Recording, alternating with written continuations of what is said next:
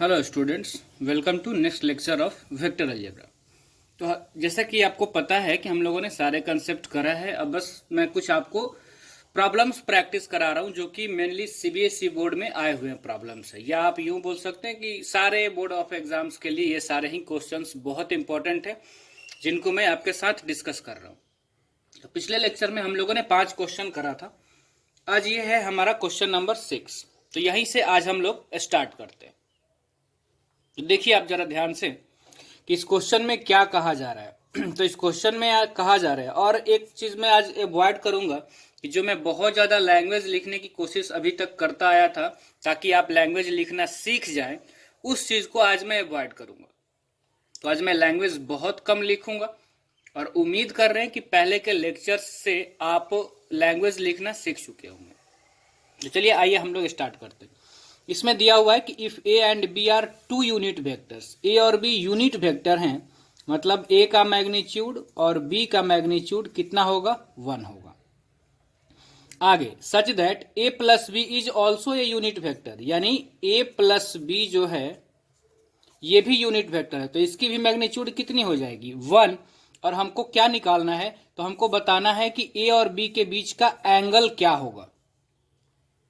ये फिजिक्स में भी क्वेश्चन ये आप किए हुए होंगे और ये क्वेश्चन ऑब्जेक्टिव में भी आ सकता है। आप ध्यान दीजिएगा, ए और बी यूनिट वेक्टर है, इस तरह का कि ए प्लस बी भी क्या है, यूनिट वेक्टर है, तब आपको ए और बी के बीच का एंगल बताना है। ये दो रिलेशन हमको क्वेश्चन में दिया है।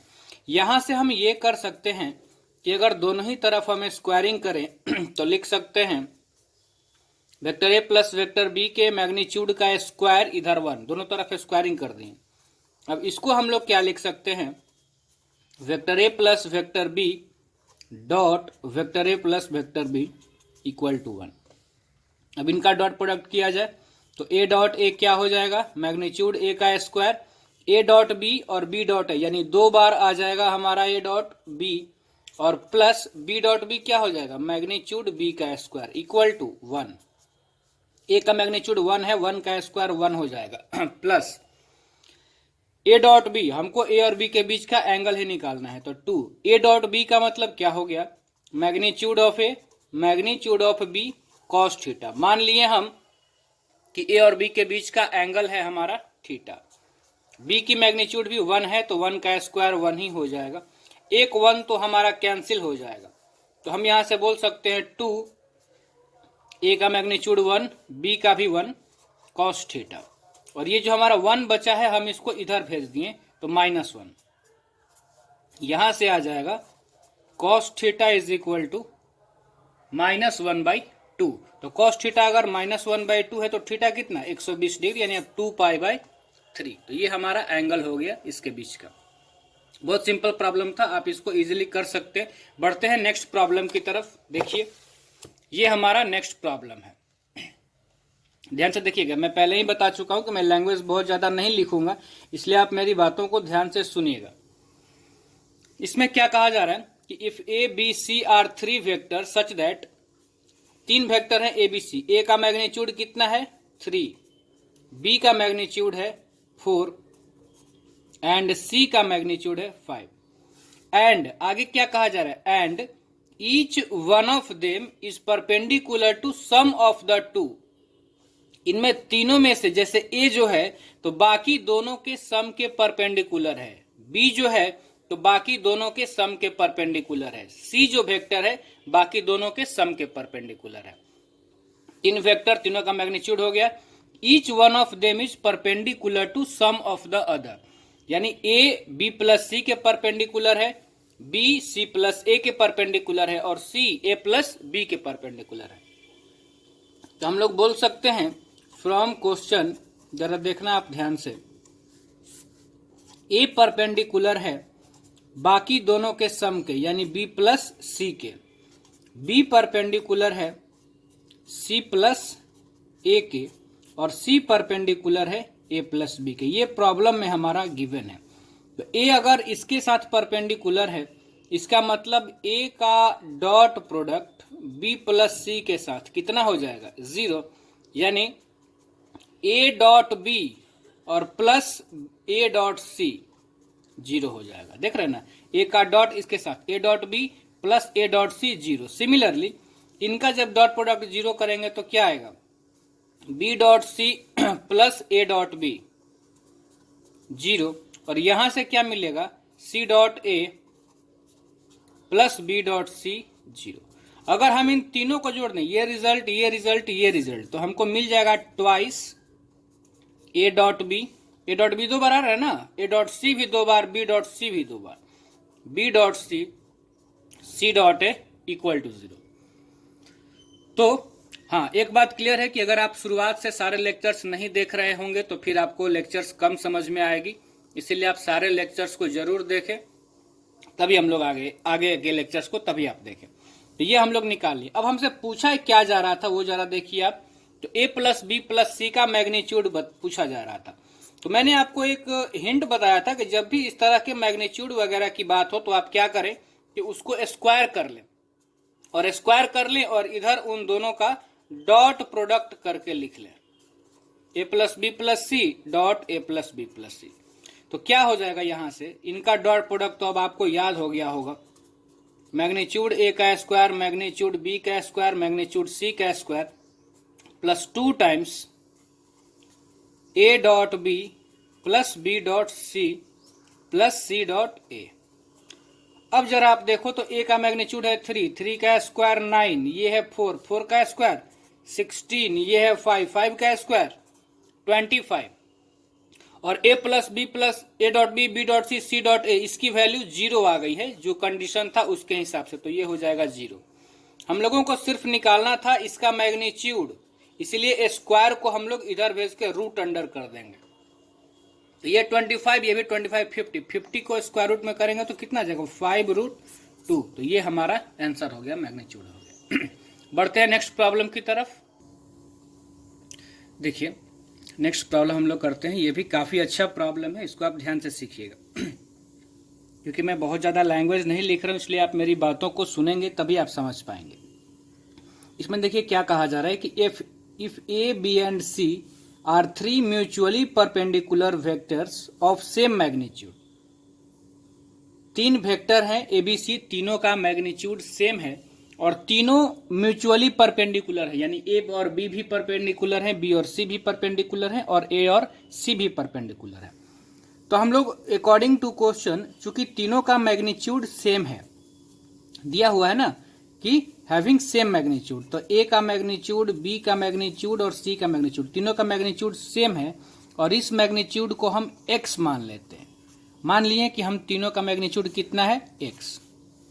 और ये भी प्रॉब्लम में गिवन है कि तीनों परपेंडिकुलर है, यानी ए परपेंडिकुलर है बी पर, बी परपेंडिकुलर है सी पर और सी परपेंडिकुलर है ए पर। यहां से आपको क्या मिलेगा, ए डॉट बी जीरो, यहां से क्या मिलेगा, बी डॉट सी जीरो, और यहां से क्या मिलेगा, सी डॉट ए जीरो। अब अगर हम इन तीनों को ऐड भी कर दें या ऐसे भी आप रहने दे सकते हैं, वो आपकी मर्जी है, तो ए dot B plus B dot C plus C dot A क्या हो जाएगा, जीरो। चलिए रिजल्ट नंबर 2 मान लेते। आगे अब हम लोग आगे बढ़ते, यहां तक का तो हम लोग काम कर लिए जो भी हमको इंफॉर्मेशन मिला। कहा जा रहा है प्रूव दैट तीनों वेक्टर का सम यानी ए plus B plus c is equally inclined to vectors a B and c. क्या प्रूफ करना है कि ये जो वेक्टर है, तीनों को जोड़ देंगे तो कोई अलग वेक्टर मिलेगा ना, तो ये वेक्टर तीनों ही वेक्टर के साथ इक्वल एंगल बना रहा है, ये हम लोगों को प्रूफ करना है। और फिर वो एंगल कितना है ये भी हम लोगों को बताना है। तो प्रूफ ये करना है कि ये वेक्टर जितना एंगल बना रहा है ए के साथ उतना ही एंगल बना रहा है, बी के साथ उतना ही एंगल बना रहा है सी के साथ। तो पहले हम कोशिश करते हैं इस वेक्टर की मैग्नीट्यूड निकालने की। तो अब हम लोग अगर उस वेक्टर का मैग्नीट्यूड निकालेंगे तो हम लोग उसको कैसे लिखेंगे आपको पता है, हम उसके मैग्नीट्यूड का स्क्वायर लिखेंगे और इसको लिखेंगे a plus B plus C dot A plus B plus c. अब हम जानते हैं कि जब हम लोग डॉट प्रोडक्ट निकालेंगे तो आएगा मैग्नीट्यूड ए का स्क्वायर मैग्नीट्यूड बी का स्क्वायर मैग्नीट्यूड सी का स्क्वायर और plus 2 times A dot B plus B dot C और प्लस सी डॉट ए।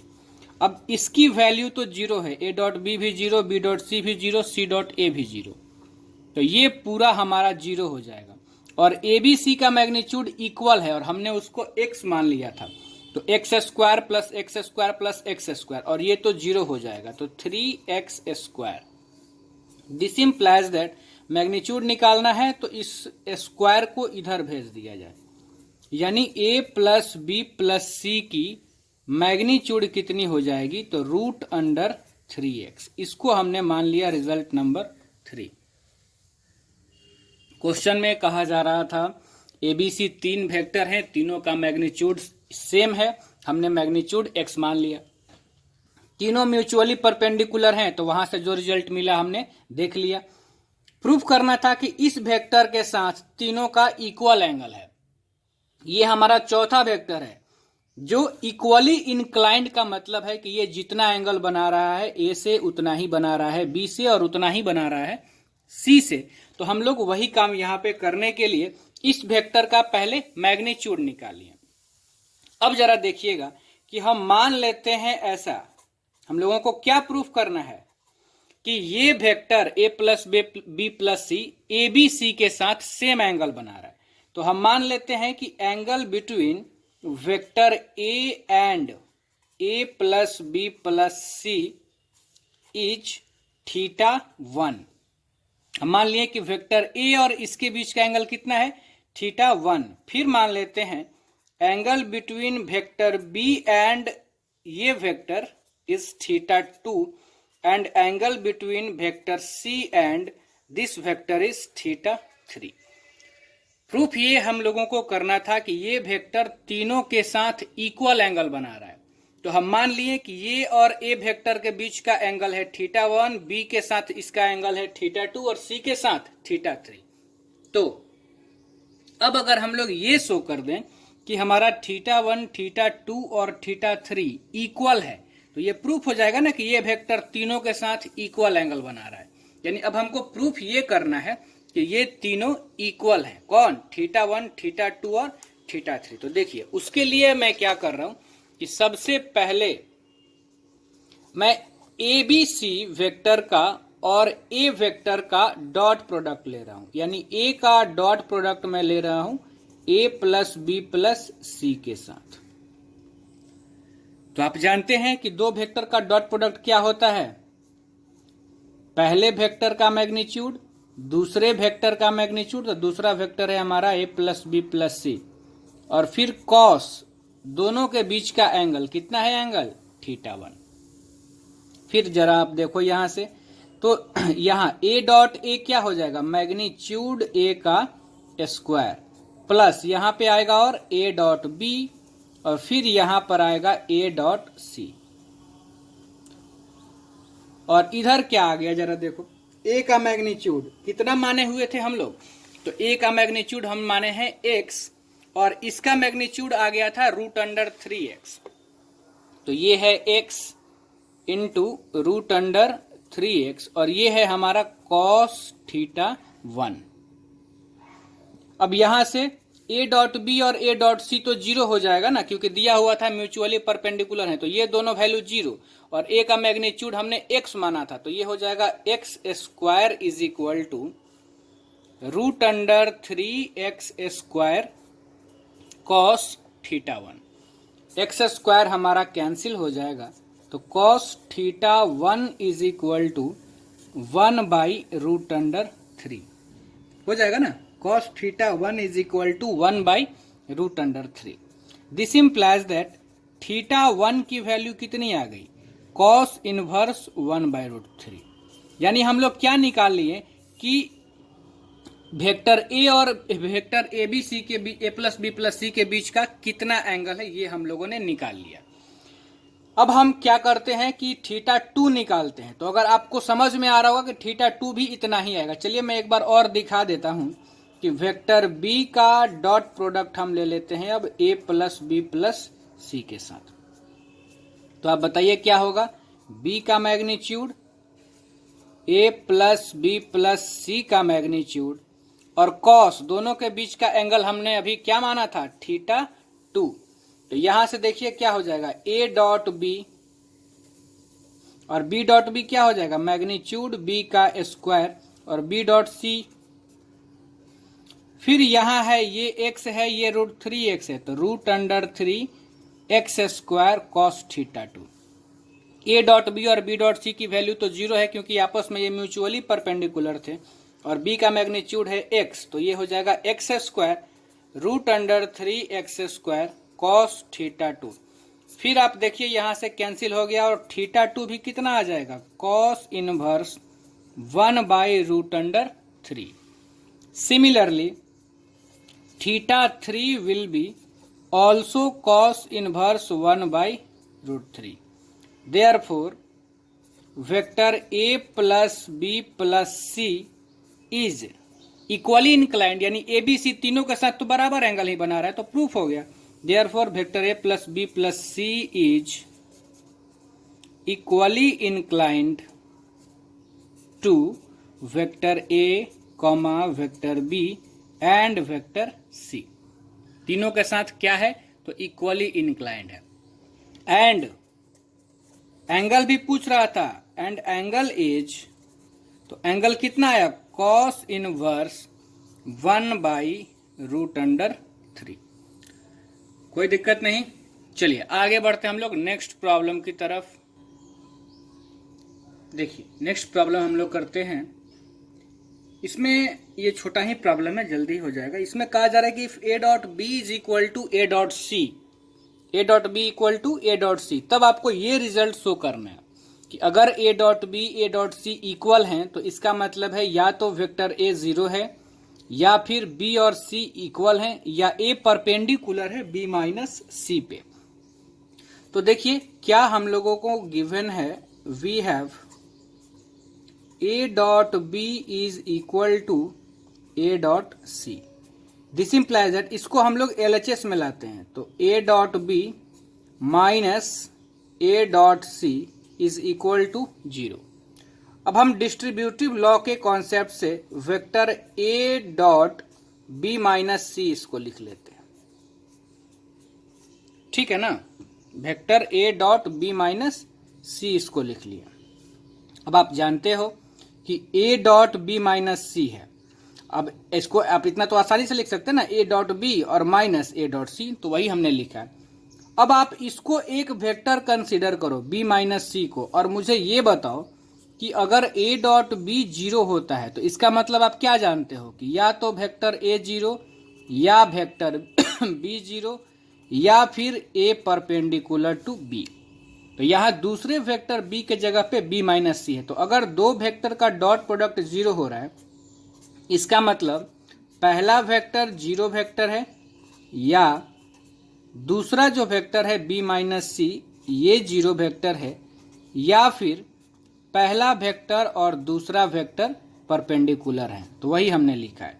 तो यहाँ से देखो vector A is equal to 0 vector, और सी वेक्टर को उधर भेज देंगे तो B is equal to C, और vector A is perpendicular to B minus C, hence proved. हो गया ये हमारा। आगे अगर हम लोग बढ़े नेक्स्ट प्रॉब्लम लेते हैं। देखिए नेक्स्ट प्रॉब्लम 10 नंबर प्रॉब्लम। पिछले दिन हम लोग 5 प्रॉब्लम किए थे और आज का ये 5वां प्रॉब्लम है, तो टोटल 10 हो गए। देखिए इसमें क्या कहा जा रहा है कि express the vector A is equal to 5i cap minus 2j cap plus 5k cap as sum of 2 vectors such that one is parallel to vector b equal to 3i cap plus k cap and other is perpendicular to c। Question को समझिए, vector A को दो vector के सम के रूप में लिखना है। वेक्टर ए को दो वेक्टर के सम के रूप में लिखना है, जिसमें से एक वेक्टर बी के पैरेलल होगा और दूसरा वेक्टर बी के परपेंडिकुलर होगा। तो हम जानते हैं any vector parallel to vector b is of the form lambda into vector b। Any vector parallel to vector B is of the form lambda into B. किसी वेक्टर के parallel दूसरा vector बस scalar से ही ना differ करता है। तो हम मान लिए कि लेमडा इंटू जो वेक्टर बी है यही ए के पैरेलल है, एंड मान लेते हैं कि vector C is perpendicular to B. फिर से क्वेश्चन समझिए, ए वेक्टर को दो वेक्टर के सम, जैसे मान लीजिए ऐसा लिखा जा सकता है ना कि ए वेक्टर इक्वल टू पहला वेक्टर और प्लस दूसरा वेक्टर। इस पूरे वेक्टर को दो वेक्टर के सम के रूप में लिखना है, जिसमें से एक वेक्टर इस बी के पैरेलल होना चाहिए और दूसरा वेक्टर इस बी के परपेंडिकुलर होना चाहिए। तो इस बी के पैरेलल जो भी वेक्टर होगा वो इस तरह का होगा, और इसके परपेंडिकुलर हम वेक्टर मान लिए कौन सा वेक्टर है, सी। देयरफॉर हम वेक्टर ए को दो वेक्टर के सम के रूप में लिख दिए, lambda times vector B plus vector C. तो क्या हो गया, एक बी के पैरेलल हो गया और दूसरा बी के परपेंडिकुलर होगा। तो यहां से अगर हम लोग वेक्टर सी की वैल्यू निकालें तो क्या लिख सकते हैं, देखिए vector A minus lambda into vector B.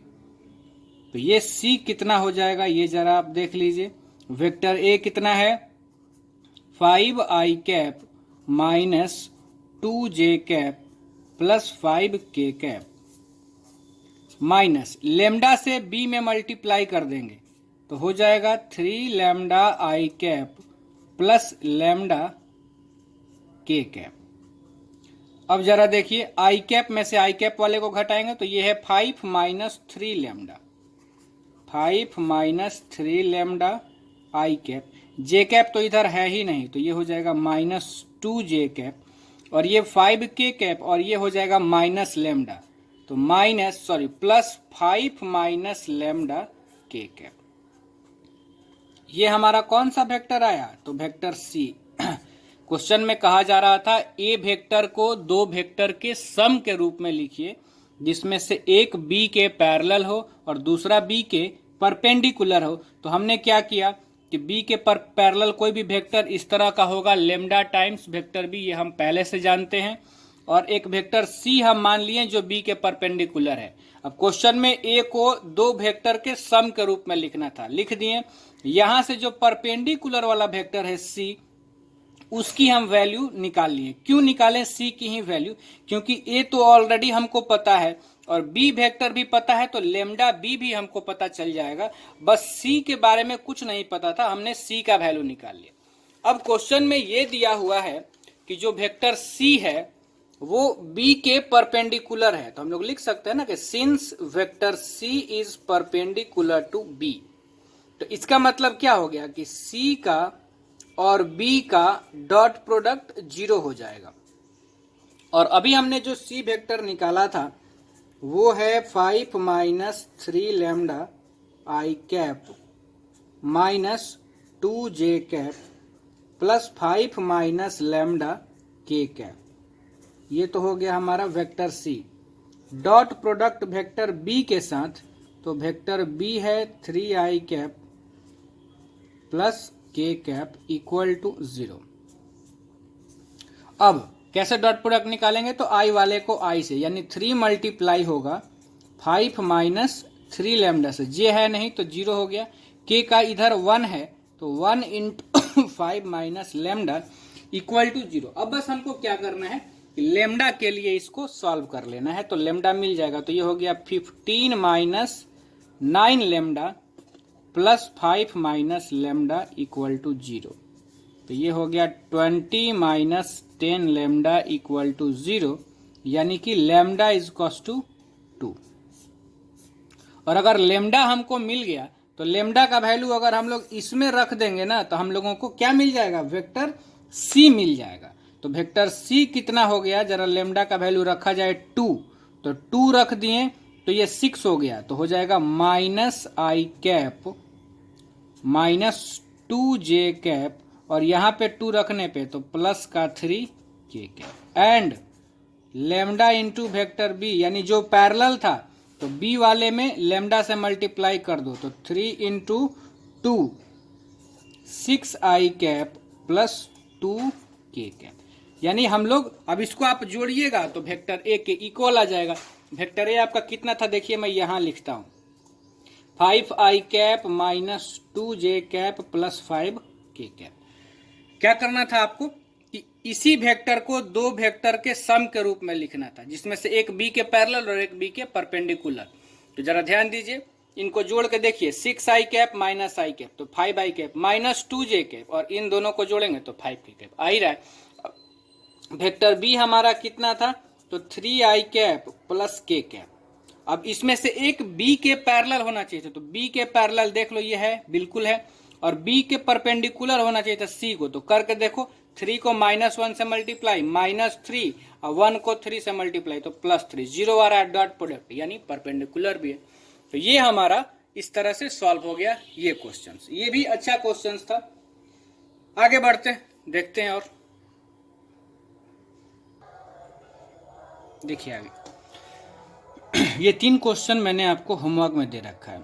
जैसे पहला में है कि if vector A is equal to 3i cap minus j cap and vector B is equal to 2i cap plus j cap minus 3k cap, then express B vector in form of b is equal to b1 plus b2, यानी b vector को दो vector के सम के रूप में लिखना है, जिसमें से पहला वेक्टर a वेक्टर के पैरेलल हो और दूसरा a वेक्टर के परपेंडिकुलर है। बिल्कुल जैसा मैंने अभी आपको प्रॉब्लम बताया, ये उसी तरह का प्रॉब्लम है। नेक्स्ट आपको ये है प्रॉब्लम, a और b दो नॉन जीरो वेक्टर हैं, तब आपको ये प्रूव करना है। Vector a perpendicular to vector b implies and implied both sides magnitude of a plus b equal to magnitude of a minus b। अब इसमें देखिए इसका क्या मतलब है, आपको इसमें दो क्वेश्चन है, एक बार a और b परपेंडिकुलर है ऐसा आपको लेके चलना है और तब प्रूफ करना है कि इन दोनों का मैग्नीट्यूड इक्वल है। दूसरी बार इन दोनों का मैग्नीट्यूड इक्वल है ये लेके चलना है और तब प्रूफ करना है कि a और b परपेंडिकुलर है।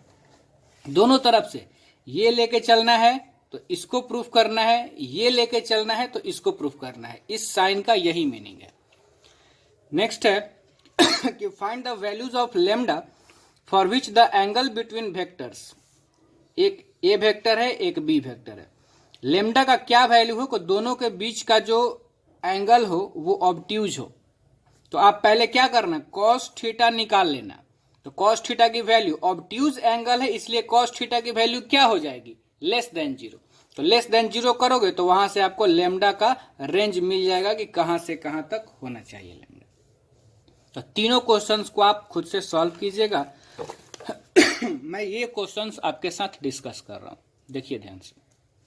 इसमें आपसे क्या कहा जा रहा है कि if A cap and B cap are unit vectors, A cap and B cap are unit vectors inclined at an angle theta, यानी ए का मैग्नीट्यूड बी का मैग्नीट्यूड कितना हो गया 1 एंड एंगल बिटवीन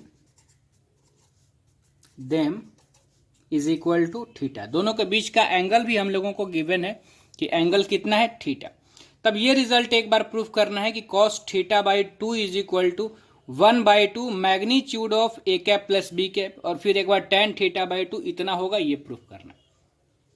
तो चलिए हम लोग पहले प्रूफ करते हैं। अब जैसा कि पहला मान लीजिए हम लोगों को प्रूफ करना है, तो स्टार्ट कहां से लेना है, तो इन पूरे पार्ट में ये चीज मेरे जान पहचान का लग रहा है, magnitude of A cap plus B cap, तो मैं वहीं से स्टार्ट करूंगा। और इतना तो मैं जानता हूं कि हम क्या करेंगे कि इसके मैग्नीट्यूड के स्क्वायर से शुरुआत करेंगे और तब इसको लिखेंगे vector a cap plus B cap का dot a cap plus B cap के साथ। तो ये क्या हो जाएगा, मैग्नीट्यूड ए कैप का square plus 2 times a cap dot b cap और प्लस मैग्नीट्यूड बी कैप का स्क्वायर। ये 1 है, 1 का स्क्वायर भी करेंगे तो 1 ही रहेगा। 2 दो वेक्टर का डॉट प्रोडक्ट, तो पहले का मैग्नीट्यूड दूसरे का मैग्नीट्यूड और कॉस बीच का एंगल थीटा है, ये गिवन है। बी की मैग्नीट्यूड भी 1 है तो इसका भी स्क्वायर क्या हो जाएगा, 1 ही हो जाएगा। ये देखिए 1 + 1 कितना हो गया 2 प्लस ये 1, ए का मैग्नीट्यूड 1 बी का मैग्नीट्यूड 1, तो ये 2 × 1 × 1 तो 2 ही रह जाएगा और कॉस थीटा। इधर क्या है, तो इधर है हमारा ए कैप प्लस बी कैप का होल स्क्वायर। अब ये रिजल्ट हम लोगों को प्रूफ करना था। तो देखिए मैं क्या करता हूँ, देखिए तो 2 कॉमन ले लेने पर क्या बचेगा, यहाँ 1 प्लस कॉस थीटा। अब ये हो गया 2। और क्लास 11th में हाफ एंगल के फार्मूला से हम लोग जान रहे हैं कि 1 प्लस कॉस थीटा क्या होता है। तो 1 प्लस कॉस थीटा होता है 2 cos square theta by 2। 1 plus cos theta क्या होता है, 2 कॉस स्क्वायर थीटा बाई 2। तो ये हो जाएगा 2 into 2 4 cos square theta by 2। इधर क्या है आप देखें, magnitude of A cap plus B cap का होल स्क्वायर। अब इस स्क्वायर को अगर हम लोग उधर भेजेंगे तो magnitude of A cap plus B cap root हो जाएगा, तो 4 का स्क्वायर रूट हो जाएगा 2 और ये हो जाएगा कॉस थीटा बाई 2। अब हम लोगों को कॉस थीटा बाई 2 की वैल्यू लानी है, तो कॉस थीटा बाई 2 कितना हो जाएगा, तो 2 को इधर भेज देंगे तो 1/2 और magnitude of A cap plus B cap. तो ये हमारा रिजल्ट आ गया, प्रूफ हो गया रिजल्ट। अब देखिए सेकंड वाले में, जैसे इसमें एक और क्वेश्चन ये आता है, थर्ड में कर देता हूं उसको, कि ये आप प्रूफ कीजिए कि साइन थीटा बाई 2 होगा 1/2 ए कैप माइनस बी कैप का मैग्नीट्यूड। ये भी एक प्रॉब्लम है।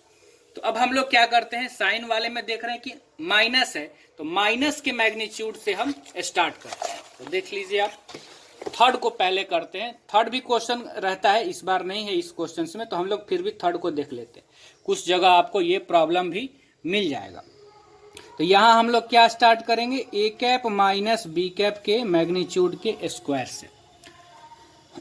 क्या लिखेंगे आपको पता है, a cap minus B cap dot a cap minus B cap. क्या आएगा ये, मैग्नीट्यूड ए का square minus 2 times a cap dot b cap और प्लस मैग्नीट्यूड बी का स्क्वायर। ये हो गया 1 माइनस ये हो जाएगा 2 ए का मैग्नीट्यूड बी का मैग्नीट्यूड और कॉस थीटा।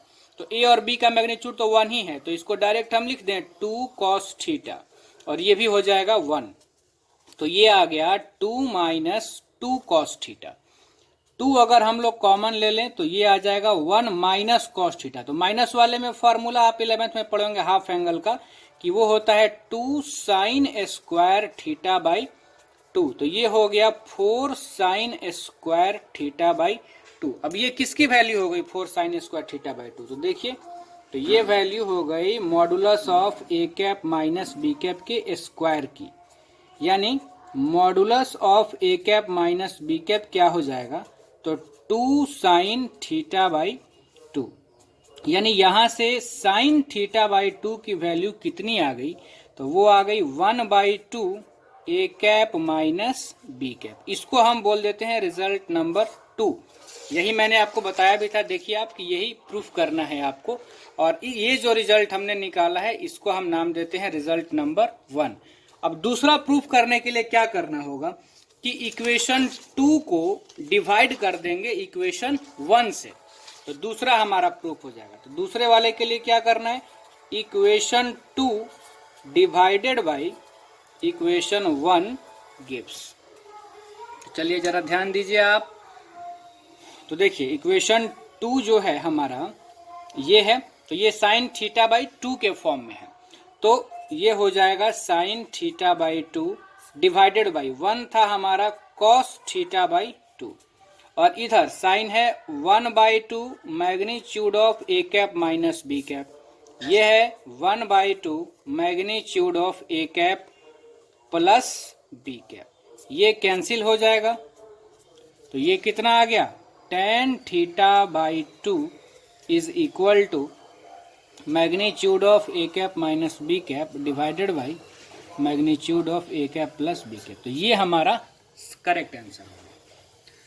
तो चलिए जो होमवर्क में मैंने क्वेश्चंस आपको दिया है आप उसको करेंगे, और फिर नेक्स्ट क्लास में वैसे नेक्स्ट क्लास में कुछ और क्रॉस प्रोडक्ट के भी अच्छे प्रॉब्लम्स को हम लोग करेंगे, और एक अलग से मैं स्पेशल वीडियो बना दूंगा ट्रिपल प्रोडक्ट का।